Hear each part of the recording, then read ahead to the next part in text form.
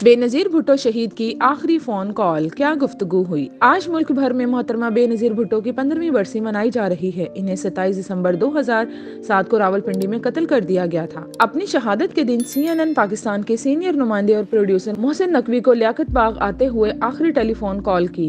इनकी गुफ्तगू तकरीबन 17 मिनट तक जारी रही, जिसकी तस्दीक इनकी करीबी साथी नाहिद खान ने भी की है। बेनज़ीर भुट्टो की इस 17.5 मिनट तक जारी रहने वाली गुफ्तगू का अहवाल सुहेल वड़ाइच ने अपनी किताब कातिल कौन में कुछ यूं किया है कि मोहसिन नकवी के मुताबिक मोहतरमा बेनज़ीर भुट्टो काफी खुशगवार मूड में थी। गुफ्तगू का आगाज रावलपिंडी के जलसे की मुतवक्का हाजिरी के हवाले से था।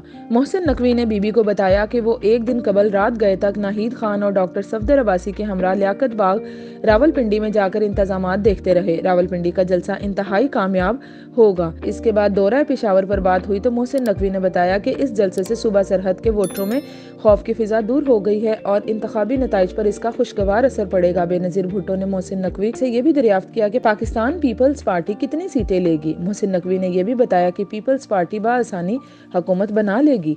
पंजाब की सूरत हाल पर गुफ्तगू हुई तो मोहसिन नकवी ने तजवीज़ दी कि अगर बीबी लाहौर का दौरा कर ले तो 2 या 3 हलकों के नताइज बेहतर हो सकते हैं और शायद पाकिस्तान पीपल्स पार्टी 3 नशिस्तें जीत लेगी।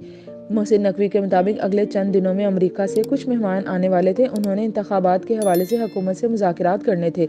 बेनज़ीर भुट्टो ने मोहसिन नकवी से दरियाफ्त किया कि क्या वो मेहमान प्रोग्राम के मुताबिक आ रहे हैं।